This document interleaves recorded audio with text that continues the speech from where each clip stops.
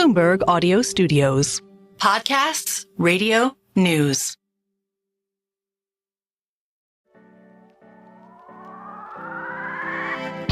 Well, Elon Musk is now the richest person on the planet. More than half the satellites in space are owned and controlled by one man. Well, he's a legitimate super genius. I mean, legitimate. He says he's always voted for Democrats, but this year it will be different. He'll vote Republican. There is a reason the U.S. government is so reliant on him. Elon Musk is a scam artist, and he's done nothing. Anything he does is fascinating to people.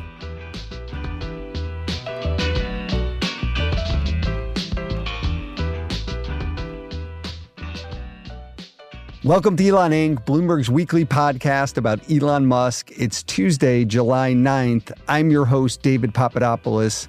This week, we'll dig into a Business Week story by reporters Josh Eidelson and Loren Grush about the problems at SpaceX. In particular, the anything-goes workplace culture that has spawned multiple lawsuits. Former employees allege that the frat house mentality came from the top, and that Musk had them fired when they questioned his leadership. Also, there's a new development in a feud that has been simmering for years between LinkedIn founder Reid Hoffman and Elon. Our regulars, Max Chafkin and Dana Hull, are here to discuss where the love was lost between the two old pals. And stick around to the end. We're going to debate short shorts. Hey, Max. Hey, David. Dana, hello.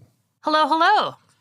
Okay, Max, so usually our feud watch, of course, is at the end of the show, but this one is just so hot and rock'em sock'em that we just got to bang. Right off the bat, we're going to start with it. Tell us about it. Okay, well, it's not just that it's hot, but maybe it says something bigger. A couple days ago, Elon Musk started tweeting, eexing about his longtime sort of friend, colleague, Reid Hoffman, co-founder of LinkedIn.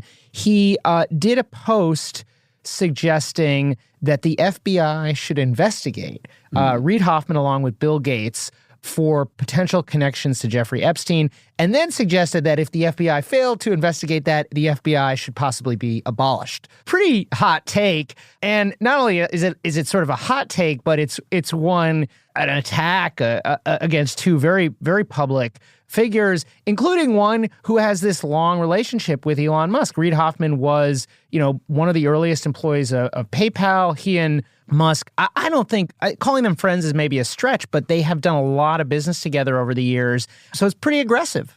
I would say abolishing the FBI is a pretty radical proposal. So, Dana, any sense of when the falling out began? I don't really know. I mean, yeah, it seems like the PayPal Mafia is now eating itself, right? I mean, these guys have all gone on to have incredible careers. Reid is this huge investor, really big donor to the Democratic Party. And I think a couple of things have happened. Like, there was a Ronan Farrow profile in The New Yorker a while ago where Reid Hoffman was one of the sort of main people quoted being critical of Elon. And Elon reads everything about himself. It probably has Google alerts set for himself, so he was probably not happy about that. Reid Hoffman is on the board of Microsoft and was on the board of OpenAI, and Musk is now in this blocked battle with Sam Altman and AI, and then there's the whole political thing about David Sachs, who's another PayPal Mafia guy, seems to be Musk's kind of de facto foreign policy advisor, and then Reid came out swinging in a bunch of tweets sort of against David Sachs. So I don't really know where this all is, but my impression is that I don't think that Reid Hoffman has been a big investor in Elon's companies. Like Greylock is not Sequoia. Definitely not. And we should also say that Reid Hoffman was part of this crew that, more than 20 years ago, almost 25 years ago, got Elon fired. And, Elon managed in the coup that had him ousted as PayPal CEO, which I think is still kind of like one of the formative things in his business career, something that, he has found a way to forgive and work with some of these folks. Sequoia, which was instrumental in that firing, as Dan is hinting, has invested in a lot of his companies. But again, it's not exactly like they're the greatest of pals. And the other thing, I think you have several things going on, one of which is that Elon Musk is very engaged in the 2024 election. He's essentially, with this Reid Hoffman tweet is, one of many that have come out over the last few days, and about allegations that the Democrats are secretly importing illegal aliens to vote. He's very much still on that. This is like part of a general hey, I'm posting a lot of right-wing memes. The Epstein thing, very popular among conservatives. It ties into some other concerns/conspiracies around pedophilia and so on. And so I think that's part of the swirl. And then as Dan is saying, Reid Hoffman is a business adversary of Elon Musk at this point. And as somebody who's closely associated with OpenAI, the hottest company in a field that Elon Musk very much wants to participate in. So he's both a business adversary at this point and also a political adversary. Absolutely, yeah, as a major Dem donor. And if Elon, we've talked about the possibility that Elon Musk could donate to Trump, as Donald Trump and his campaign would certainly hope, that would put him, basically in the Reid Hoffman role, but for the Republicans. Okay, and so then this whole thing from Elon about the FBI's got to investigate Hoffman for his Epstein connections. We're to take this seriously, or simply see it through the light of what you had mentioned earlier, that this just happens to be a very popular conspiracy theory among. I think we need folks. to take it as a political / posting kind of thing, not as a serious policy proposal. Although there are serious policy proposals within the sort of Trump world that involve getting rid of the FBI or at least making it more subservient to the president than it currently is. It's also interesting to me that Musk is lumping Reid Hoffman and Bill Gates together because, as Maxwell knows, the feud with Bill Gates has been a longstanding Elon feud because Bill Gates was shorting Tesla stock at one point. And so Musk has always had this thing about Bill Gates, and now he's kind of lumping Bill and Reid together. Reid is obviously on the board of Microsoft. Yeah, they're and both as major backers of OpenAI, of course. Now, has Hoffman responded to these tweets from Elon? Not that I'm aware of. I mean, I think that he's shrewd enough to know that there's no upside in kind of responding to Elon in this way on Elon's platform. We should say there has been serious reporting on connections of many executives, including Reid Hoffman with Jeffrey Epstein. He has said he regrets having had any dealings with Epstein, and that the dealings were having to do with trying to raise money for MIT, which doesn't sound like Elon Musk credits that, but that is his position. Okay, listen, you two, we're gonna let you go briefly. So go out, get yourself, a cup of coffee, stretch the legs, and we'll see you back at the end of the show. Okay.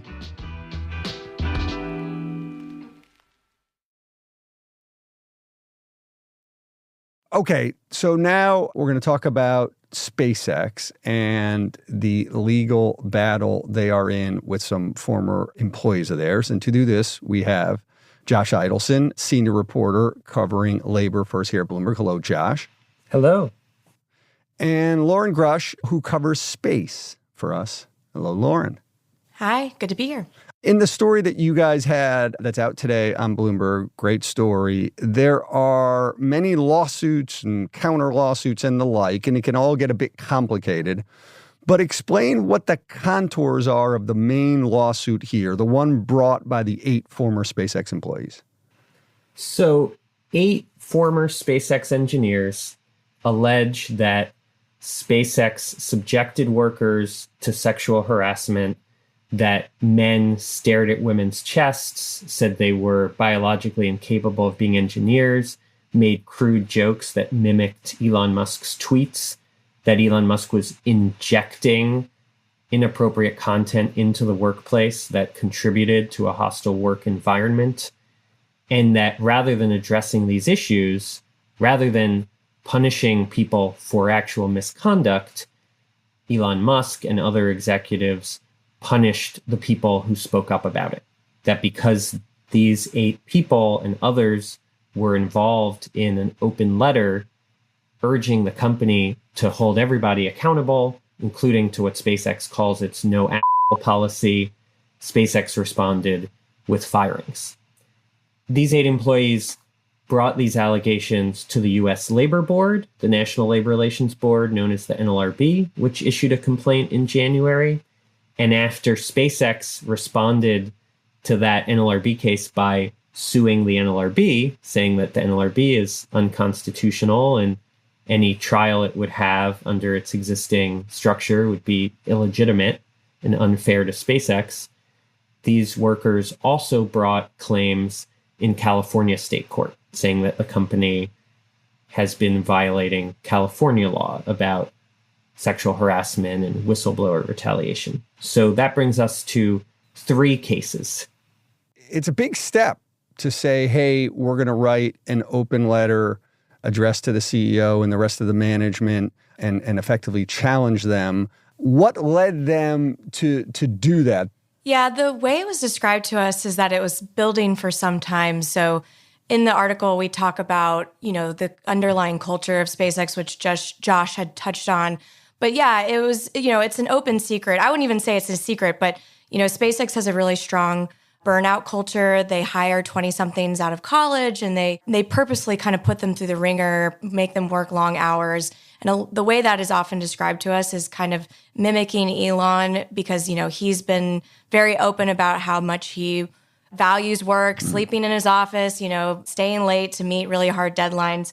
So there's a lot of stuff that trickles down from the top that kind of permeates SpaceX. And so some of that also had to do with his crass jokes and kind of the casual sexism that he displays in his online persona. They were seeing that, at work as well. One of the things that they like to point out to is his joke about University and how people were making jokes about that particular tweet that he made. And it's technically Texas Institute of Technology and Science. And he had made a follow-up joke about, where D's get degrees. And so, at work, a few folks had heard jokes being made about University and who might be able to attend. And so it was just kind of those things would seep through into the culture.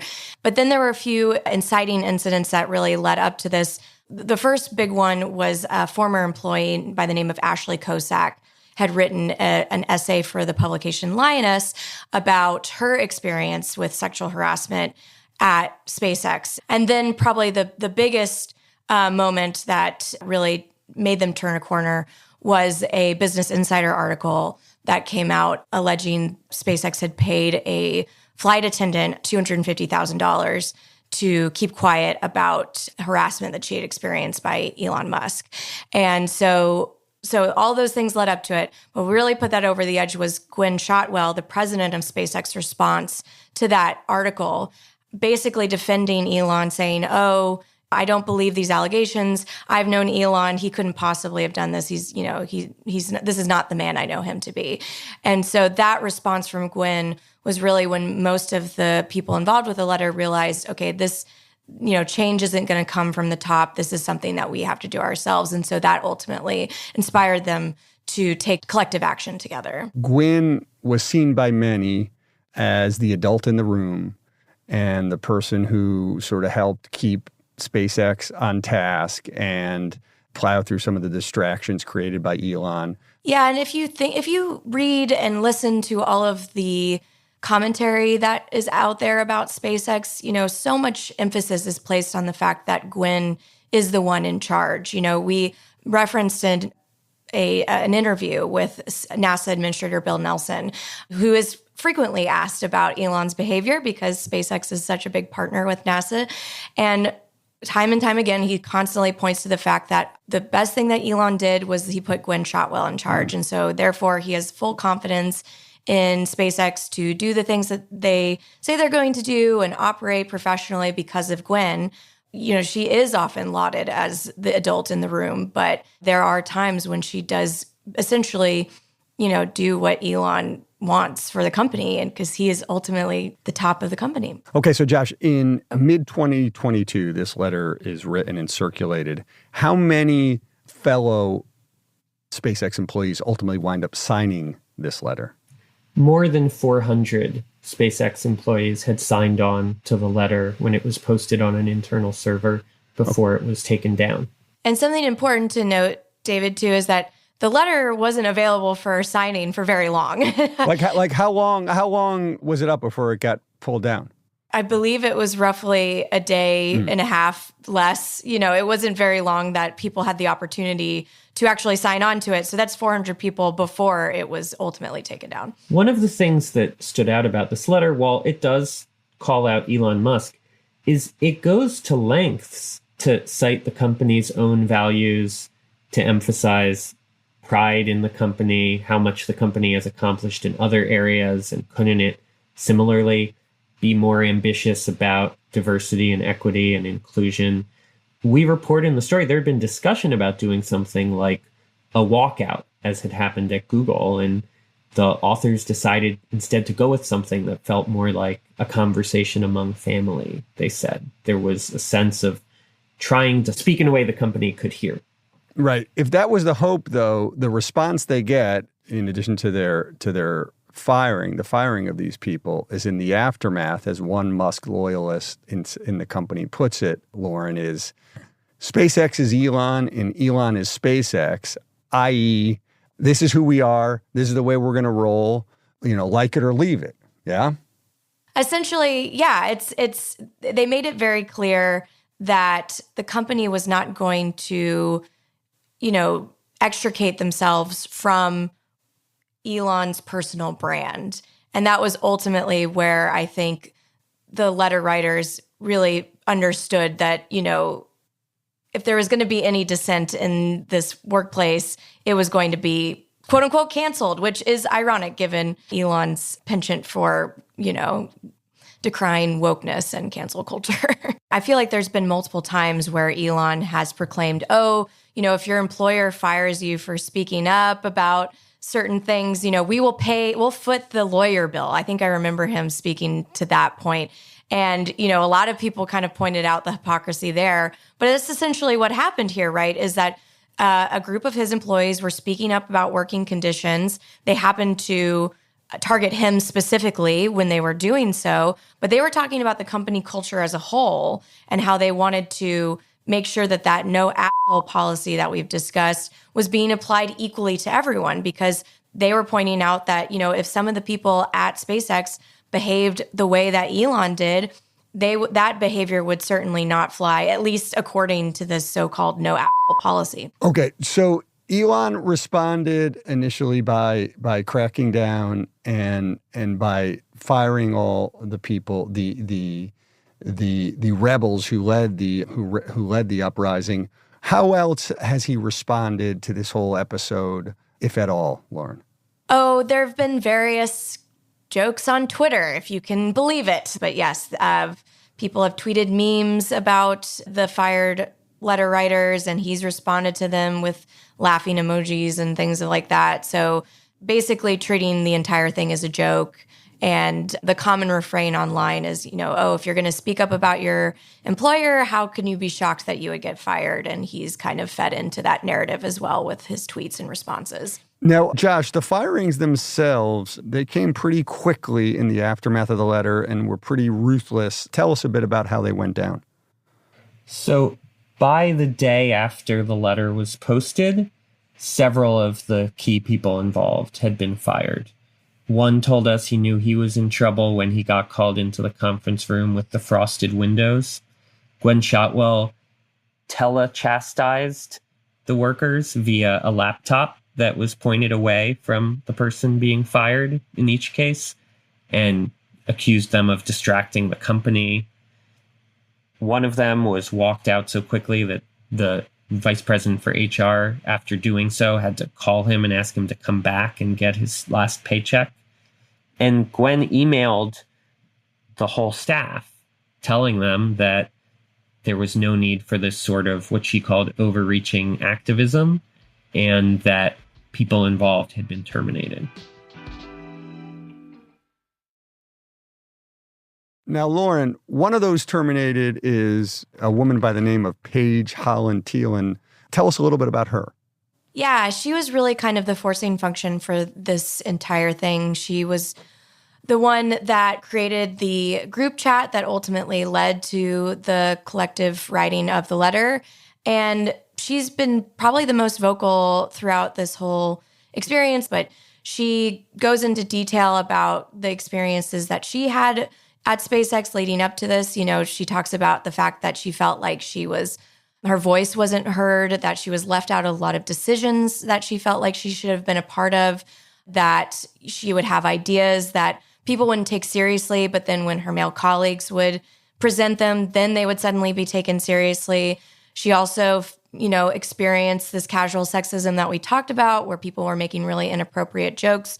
At one point, she talked about how she was actually going to go to a manager and talk to him about, sexism that she had overheard and inappropriate behavior that she'd overheard. And as she was talking to him, he cracked a dick joke. So, she had started to experience this behavior for a while leading up to this, trying to justify whether or not it was right. One thing she talked about was feeling trapped because, as Josh mentioned, a lot of these people came on in spite of Elon, but they ultimately came on, thinking that they were going to be changing the world. They definitely felt that the entire goal and conceit of SpaceX was what they ultimately wanted to sign on for, making humans multiplanetary, helping Earth by sending people to space, sending satellites to space. That was kind of the thesis that they agreed to sign on to when they came onto the company. And so for a lot of them, they felt like they couldn't go anywhere else, including Paige, because this was the only place that was doing the meaningful kind of space work that they wanted to do. Now, Josh, what does Paige and the others, what exactly do they want from this lawsuit? Do they want to return to SpaceX?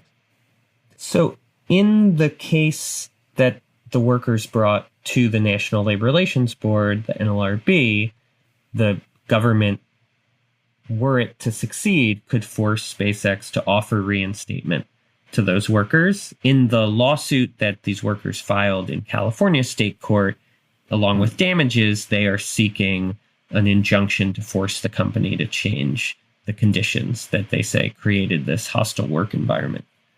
It is our understanding, Loren, though, that those conditions described then largely still exist at SpaceX today?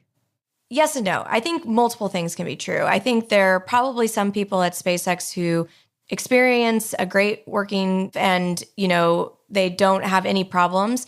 One thing that we know about SpaceX is it's predominantly male. And so I think there are probably plenty of people who have great experiences at the company. However, I think probably there are quite a few people who also experience the same thing that these letter writers are voicing, opposition to. I think what has been very clear is since this letter was written is that people are definitely not coming forward about any grievances that they have with the company anytime soon, right? Yeah, at least in a public way like this. The sources that I speak to within the company, they just say that, their ambition is just to work. They just want to focus on the job. They just want to put their heads down and not think about what Elon is doing, what he's saying. Now, I want to talk for a second a bit about the National Labor Relations Board, Josh, which is where this lawsuit, the main suit, was filed. In the story, you guys write that it, too, in the process of this suit being filed there, has come under pressure of its own, and that Musk, to a certain degree, has the group on the retreat. Explain. The NLRB is a small agency that is tasked with making it so that you can collectively complain about your boss or about the conditions on your job without losing your job over it.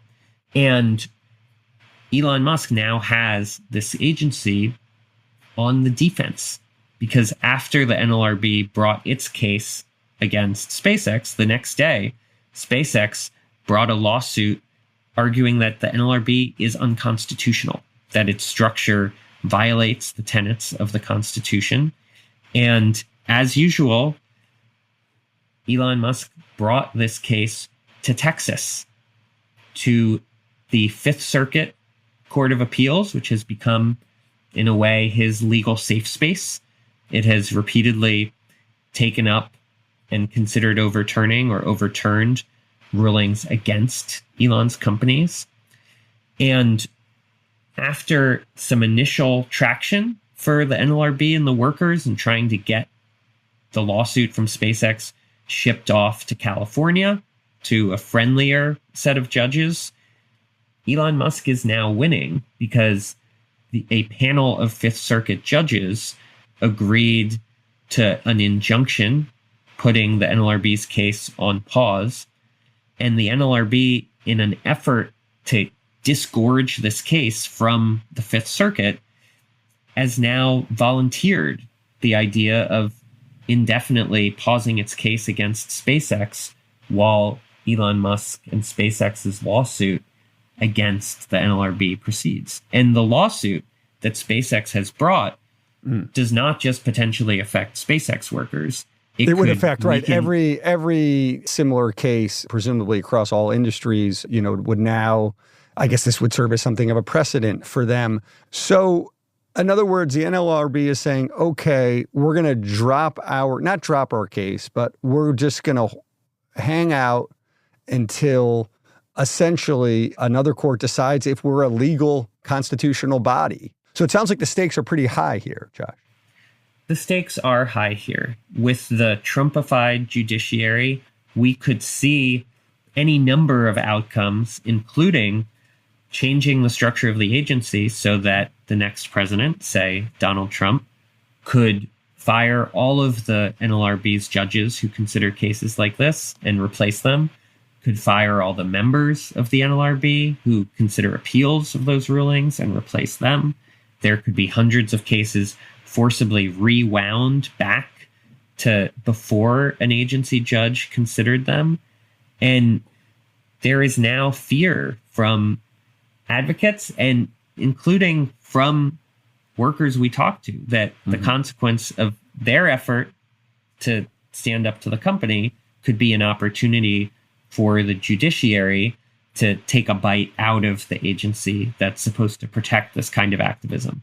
I suppose the other large institution that would or could potentially serve as a check on SpaceX and its culture and behavior is NASA. NASA, which of course hands out any number of large contracts to SpaceX. What is NASA's stance on the topic? NASA does not want to talk about it. It's ultimately their stance about it. Over the last 2 decades, SpaceX has become indispensable to the federal government in terms of our space program's needs. That ranges from launching the Space Force's most sensitive national security satellites, and it also extends to launching humans to the International Space Station. So both NASA and the Space Force greatly rely on SpaceX to basically prop up our space program at the moment. And at the same time, Elon's behavior has also become more and more public and, more and more crass in the public sphere. And, we continue to ask NASA and the Space Force, if they condone this behavior. Very famously, when Elon Musk smoked pot on Joe Rogan's podcast, NASA conducted an audit of SpaceX's safety culture, but they ultimately determined that, SpaceX was above board and everything was fine. There have been efforts to FOIA that audit, and they have come back completely redacted. But basically, that's all we have really to go on at the moment. And one thing that I also want to point out is, NASA has really struggled in recent years to pull off some of its big, ambitious programs. It's had a flat budget adjusted for inflation for the past few decades. And SpaceX has really come in and enabled them to pull off these big exploration programs that they have been eyeing for supposedly cheaper costs and on a quicker timeline. And I think there is kind of reluctance to disturb that status quo, Elon being a part of that, because it has been kind of this magical company that has come in and really allowed them to do bold and ambitious things. And so I think they just don't want to rock that boat. Josh, Loren, thank you very much for bringing us this story and for joining us. Thank you. Thank you so much. So Max and Dana are back with us. Oh, you listeners, you're so lucky. And we're going to talk some more about that blistering rally in Tesla stock. Max, as I look at my screen here, it is now up for the year. And it also looks like some big hedge funds bet against it at the worst possible time. Yeah. We've been talking about this for a few weeks now, but Elon Musk has had a few wins. I mean, this pay vote was certainly an endorsement of his leadership at a time when there were lots of questions, passing easily. Even if it doesn't actually lead to anything, it does kind of reaffirm that he's there, he's not leaving, that investors like that. You also had what really did not seem like a great quarter, but that investors have managed to decide was a great quarter because it narrowly beat expectations. I think really what's going on... For sales. Yes. At Tesla, yeah. I think what's really going on is it's like a vibes thing. People are feeling like the vibe has turned, and we have this big robotaxi unveiling coming up. So exciting. And everyone has decided that, like, that's gonna be the thing that fixes all the problems that we've been talking about. And of course, there's a very good case to take the other side of that bet, to say, look, like, not much has changed with the fundamentals of this business. This robotaxi thing, there's no reason to think it's gonna happen anytime soon. And I think that explains why you have a lot of people shorting the stock. But the really exciting thing about this, David, is that this means that Elon Musk loves to stick it to the shorts. So maybe we'll get some shorts, some new Tesla merch. I mean, Dana, right? If you're ever going to roll the shorts back out, and they are shorts that Tesla had created and I believe was briefly selling to people. Yeah, they were like red and silk. And I think I think if I'm recalling correctly, Elon Musk mailed them or sent them to David he sent some David Einhorn, who was a big, short for a long time. I suppose now if they do crank them out again, and again, part of my thinking is, Max, right, if with it being so darn hot out right now, if you're ever gonna reintroduce them, relaunch them, now's the time. I feel like you should send some to Gates, even if Gates still isn't shorting the stock, right? It's almost worth with the temperatures. It's almost worth shorting the stock just to get the. I think they should be like black cyber cab cargo shorts. That's how they could maybe market them. They could be like a robo-taxi cargo short, because the other thing is that the problem is with black in the summer, it's hot. So the stock is up, temperatures are up, the shorts are coming back, and Musk is happy. I just want to say, the stock is up on the year. If you turn the clock back 2 years to November 21, when the stock hit an all-time high, it's still way down from there. Meaning... I think nearly 40%. And as Esha Day has mentioned on this podcast several times now, it is a stock that swings around. Like there are these big ups, big downs. Like I think you don't want to read in too much to anything, especially until we see what exactly happens at this robotaxi. Yeah, Dan, it's all signs point to the great robotaxi launch. Yes, but just to be clear, before the robotaxi, we have earnings on Tuesday, July 23rd. And the reason why the stock is up in part is because Tesla cleared out a lot of inventory that was like an overhang in Q1. So that's going to help them with their margins. They're all excited about the Megapack. Listeners, we will do a Megapack special episode at some point in the future. 2 hours all about the Megapack.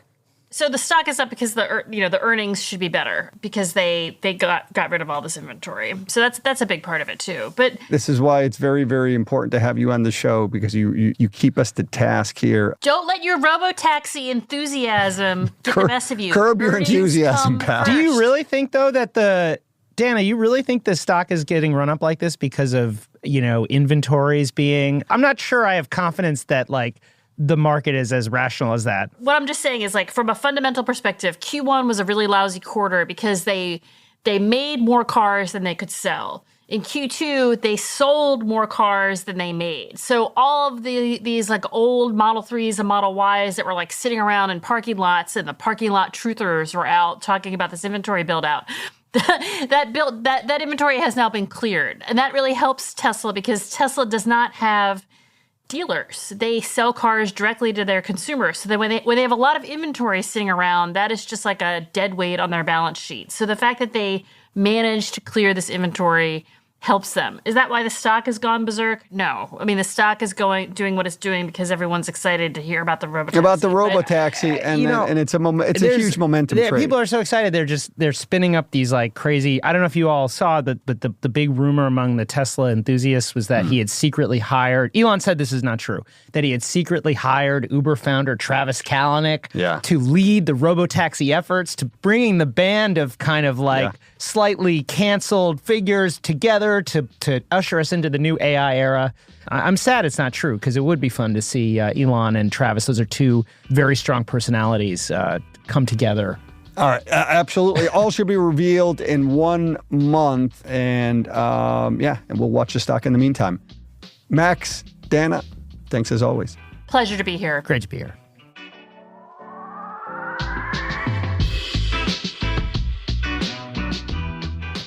This episode was produced by Stacey Wong, Naomi Shavin, and Rehan Harmancia, our senior editors. The idea for this very show also came from Rehan.